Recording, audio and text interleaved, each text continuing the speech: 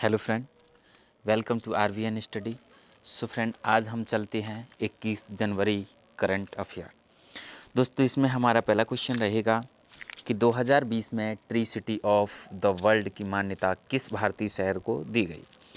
तो दोस्तों, जो tree city of the world है, इसकी मान्यता हैदराबाद के तेलंगाना को दी गई है।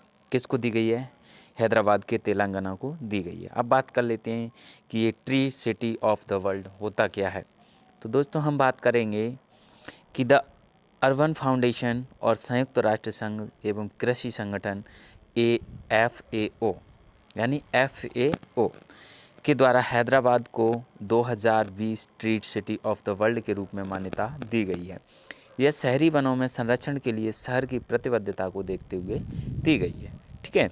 अब एक आधिकारिक प्रेस की विज्ञप्ति में कहा गया है कि हैदराबाद की मान्यता पाने वाला देश का एकमात्र शहर है, यानी कि 2020 treaty city of the world के रूप में मान्यता प्राप्त होने वाला भारत का यह पहला शहर है। कौन? तेलंगाना। ठीक है। अब बात कर लेते हैं कि हैदराबाद में इस कार्यक्रम के दूसरे वर्ष दुनिया के 50 अन्य शहरों का साथ यह पहचान अर्जित की गई है। तो ये खाद्य और संगठन होता क्या है? FAO।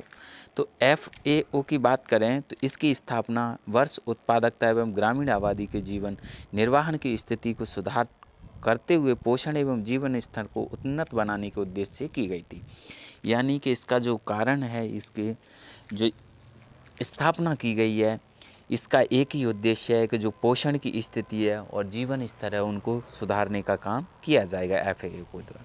अब इसके मुख्यालय इटली की राजधानी रोम में है। कहाँ पर है? इटली की राजधानी रोम में है। इसकी संस्थापक सदस्य देशों की संख्या 197 इसके सदस्य देश हैं।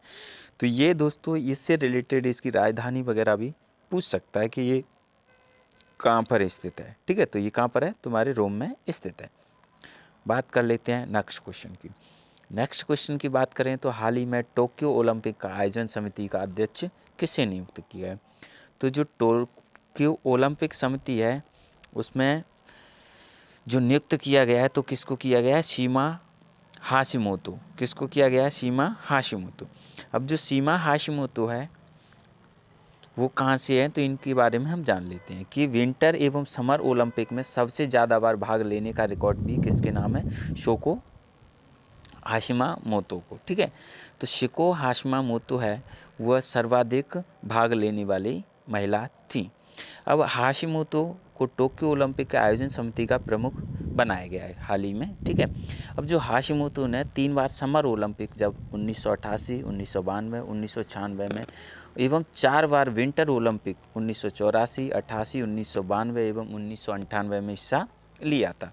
उन्होंने 1992 में विंटर ओलंपिक में स्पीड स्केटिंग में 1500 मीटर की ब्रॉन्ज में पदक जीता था। यानी कि यह एक ब्रॉन्ज पदक भी प्राप्त कर चुकी हैं। ठीक है, यह ओलंपिक में उनका एकमात्र मेडल था, यानी कि इन्होंने एक ही मात्र मेडल प्राप्त किया था, इसके बाद कोई मेडल प्राप्त नहीं किया है। नेक्स्ट है टाइम मैगजीन की 100 उभरते नेताओं की सूची में कितने भारतीय मूल के लोगों को शामिल किया गया है? तो जो भारतीय मूल के लोग हैं वो 6 लोगों को शामिल किया गया है टाइम मैगजीन के द्वारा। अब बात कर लेते हैं कि टाइम मैगजीन, ठीक है, जो टाइम मैगजीन होती है उसमें दुनिया के टॉप 100 यानी कि टॉप 100 लीडर हैं उनको लिस्ट जारी की जाती है टाइम मैगजीन के द्वारा। इसमें लिस्ट में एक भारतीय सामाजिक कार्यकर्ता और भारतीय मूल के 5 लोगों को शामिल किया गया है, जिसमें ट्विटर के मुख्य वकील हैं विजया गड्डे। कौन? विजया गड्डे को शामिल किया गया है। एवं ब्रिटेन के वित्त मंत्री ऋषि सुनक, जो ऋषि सुनक हैं वो क्या हैं? भारतीय मूल के हैं, इनको भी इसमें शामिल किया गया है। ऋषि सुनक सहित 5 भारतीय मूल के व्यक्तियों को और जगह मिली है। जो स्कॉट की संस्थापक और CEO हैं अपूर्वा मेहता। कौन? अपूर्वा मेहता को भी इसमें जगह मिली है।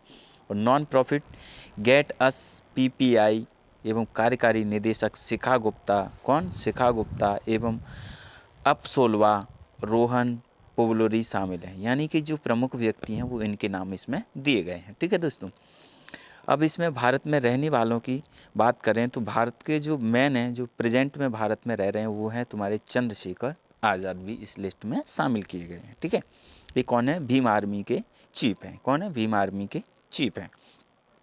अब बात कर लेते हैं समलेश्वरी मंदिर किस राज्य में स्थित है। जो समलेश्वरी मंदिर है वो किस राज्य में स्थित है? तो वो तुम्हारा आंध्र प्रदेश में स्थित है। कहाँ पर है? आंध्र प्रदेश में स्थित है। आंध्र प्रदेश में ये क्यों चर्चा में रहा? क्योंकि आंध्र प्रदेश जो उड़ीसा के आंध्र प्रदेश में नहीं, कहाँ पर है? उड़ीसा में। ऑप्शन नहीं है इसमें, तो ये कहाँ पर स्थित है? उड़ीसा में स्थित। उड़ीसा के जो मुख्यमंत्री हैं नवीन पटनायक ने संबलपुर में प्रसिद्ध समलेश्वरी मंदिर के लिए 200 करोड़ रुपए की आर्थिक पैकेज की घोषणा की है। इस राशि से मंदिर का सौंदर्यीकरण विकास किया जाएगा। यानी कि जो 200 करोड़ रुपए की राशि का है इसके नवनिर्माण के लिए इनका किया गया है। अब बात कर लेते हैं कि संबलपुर के 7वें स्वतंत्र राजा अर्थात छत्र साईं देव, कौन? छत्र साईं देव ने इसका पुनः निर्माण करवाया था। कब? 1657 से 1665 ईस्वी तक इन्होंने शासन किया था। अपने शासनकाल के दौरान संबलपुर जो समलेश्वरी जो माता मंदिर है उसका निर्माण करवाया था। अब उड़ीसा में एक उत्सव मनाया जाता है नुआखाई। कौन? नुआखाई। जो नुआखाई होता है ये फसल के समय मनाया जाता है। तो अगर नुआखाई की बात करें तो नुआखाई क्या है? एक उत्सव है। ये कब मनाया जाता है? फसल के उत्पादन के समय मनाया जाता है। तो जो नुआखाई लोग देवी को नवनिर्मित चावल चढ़ाते हैं, यानी कि जो नए चावल का निर्माण होते हैं वो इस देवी को चढ़ाते हैं। ठीक है। क्षेत्र बड़ी धूमधाम से उत्सव के साथ मनाया गया। देवी के आशीर्वाद को देखते हुए लाखों भक्त मंदिर में आते हैं। इसके अलावा डोल पूर्णिमा और ज्येष्ठ पूर्णिमा को मंदिर की देवी की विशेष पूजा की जाती है।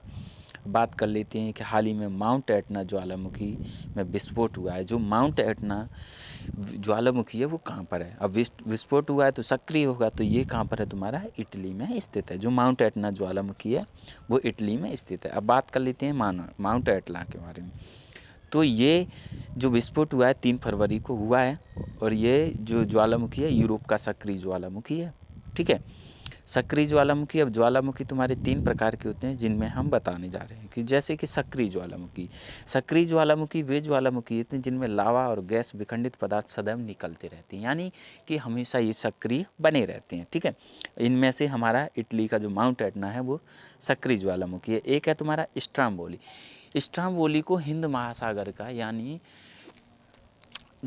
ज्योतिपुंज कहते हैं। क्या? इससे क्या है कि प्रकाश होता रहता है, इससे गैस और धुआंरे निकलते ही रहते हैं, इसीलिए एक उजाला करता है इसमें। ठीक है। तो इसको हिंद महासागर का ज्वालामुखी ज्योतिपुंज भी कहते हैं। ठीक है। अब नेक्स्ट है मृत ज्वालामुखी। जो मृत ज्वालामुखी है या शांत ज्वालामुखी है उसको एक्टिंग वॉल्केनो भी कहते हैं। क्या? एक्टिस्ट वॉल्केनो कहते हैं। ये म्यांमार के माउंट एटना, पोपा ईरान के कोह सुल्तान, यानी कि ईरान में है एक कोह सुल्तान, ये कौन सा है? मृत ज्वालामुखी है। और पोपा की बात करें तो पोपा कहाँ पर है? म्यांमार में। ये भी कैसा है? मृत ज्वालामुखी है। ठीक है। अब बात कर लेते हैं प्रसुप्ति ज्वालामुखी। जो प्रसुप्त ज्वालामुखी है इनका क्या होता है कि कभी कभी ये बहुत दिनों से तो शांत पड़े हैं लेकिन इनकी ऐसी स्थिति है कि कभी भी उद्गार हो सकता है, यानी कि इनके लक्षण दिखते हैं कि ये उद्गार हो सकता है, इसमें विस्फोट हो सकता है। तो ये होते हैं तुम्हारे प्रसुप्त ज्वालामुखी। अब बात कर लेते हैं नेक्स्ट क्वेश्चन की। नेक्स्ट क्वेश्चन में क्या है कि हाल ही में लगभग 120 साल बाद मंदारिन बतख का कहाँ पर देखा गया? तो जो मंदारिन बतख है वो कहाँ पर? असम में देखी गई है। यानी हाल ही में असम के तिनसुकिया जिले में स्थित डिब्रू सोखोई, जो कौन सा है? डिब्रू सोखोवो नेशनल पार्क है। तो जो डिब्रू सोखोवाई नेशनल पार्क है उसके अंतर्गत इस बतख को देखा गया है। ठीक है। एक शेयर मंदारिन बतख दिखाई दी है। यह पक्षी भारत में बहुत कम नज़र आते हैं। जब बहुत कम नज़र आते हैं तो इनको रेड डाटा बुक में दर्ज कर लिया जाता है। ठीक है। मंदारिन बतख दुनिया की सबसे सुंदर बतख कहे जाने से मंदारिन डक की तलाश सबसे पहले स्वीडन के जीव विज्ञानी कार्ल जीनियस ने की थी। कौन ने? कार्ल जीनियस कौन थे? एक जीव विज्ञानी थे। ठीक है। कब की थी? सन 1758 में की गई थी और डिब्रू सोखोवाई नेशनल पार्क में इसे खोजा गया है। तो असम, अगर हम बात करें कि डिब्रू साईखोवा नेशनल पार्क कहाँ पर है, तो ये तुम्हारा कहाँ पर है? असम में स्थित है। ठीक है। अब स्वास्थ्य कल्याण मंत्री हर्षवर्धन ने समग्र IMI अभियान लॉन्च किया है, यानी इसका 3.30 वर्जन लॉन्च किया है। ठीक है दोस्तों। तो ये हो गया आपका आज का इंडिया करंट अफेयर। दोस्तों इसी प्रकार के करंट अफेयर पाने के लिए हमारे चैनल को सब्सक्राइब कर लीजिए और बेल आइकन को प्रेस कर दीजिए। ठीक है, जिससे कि आपको प्रत्येक वीडियो मिल सके। और दोस्तों PDF पाने के लिए हमारे टेलीग्राम चैनल RVN स्टडी को आप ज्वाइन कर सकते हैं, जिससे कि आपको प्रत्येक दिन की करंट अफेयर मिल सकेगी। थैंक यू दोस्तों, धन्यवाद। आज के लिए सिर्फ इतना ही काफ़ी, मिलते हैं नेक्स्ट वीडियो में। ठीक है, बाय।